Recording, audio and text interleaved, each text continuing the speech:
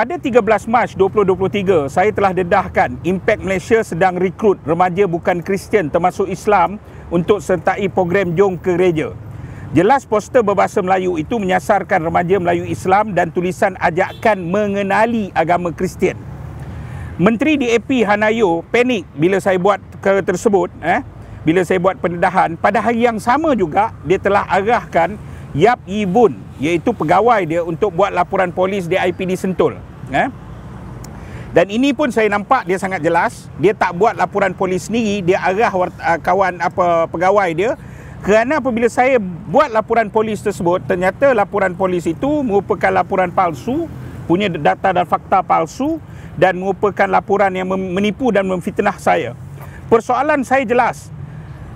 Hanayo tidak mampu jawab kerana sah memang Impact Malaysia rekrut remaja bukan Kristian termasuk Islam untuk dibawa mengenal Kristian di gereja.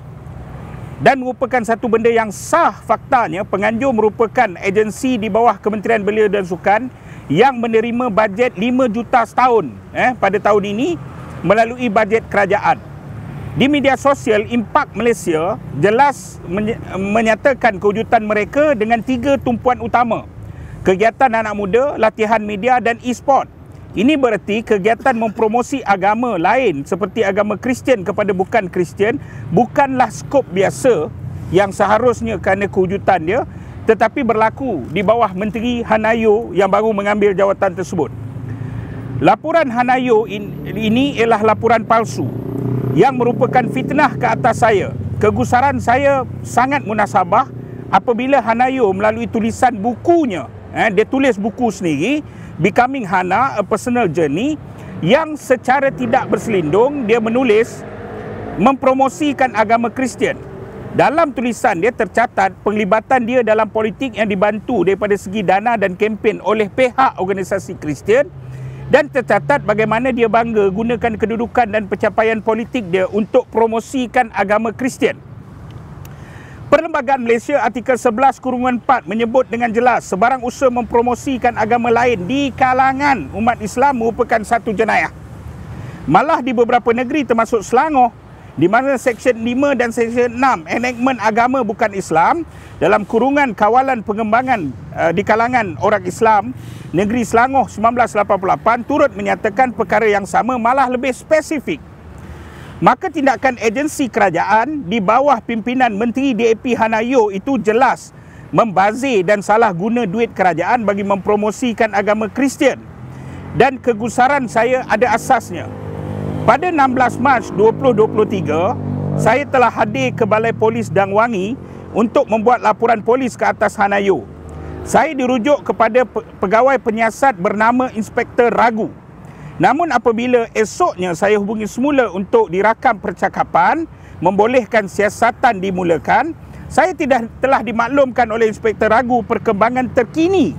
Dia memberitahu bahawa siasatan tidak boleh dia mulakan kerana kes tersebut telah diangkat ke Bukit Aman.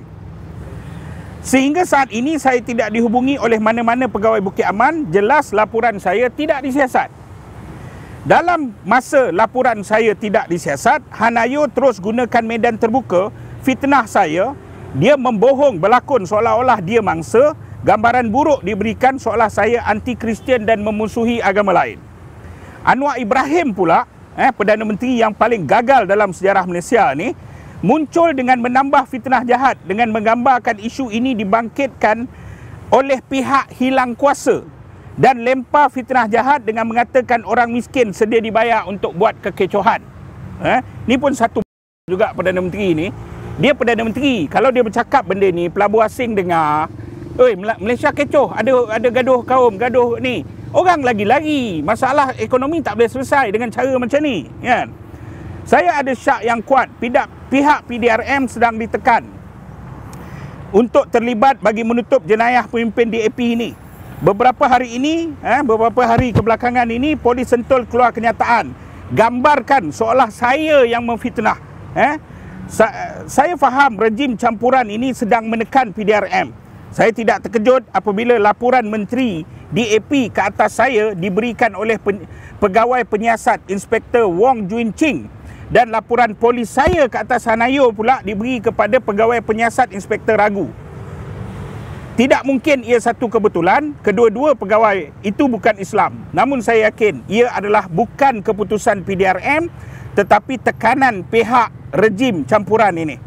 Saya akan gunakan peluang ini untuk menerangkan perlunya semua kaum, agama bersama dalam usaha menjunjung kontrak sosial yang diikat dengan perlembagaan negara menjadi keharmonian kita selama ini.